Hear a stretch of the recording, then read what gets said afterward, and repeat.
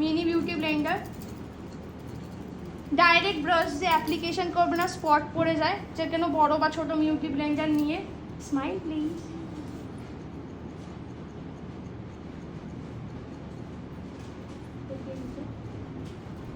আমার লিপ, এই লিপের এই লাইনসের ওপরে আমার ব্লাশার হবে, এই লাইনসের নিচে কোনো ব্লাশার হবে না।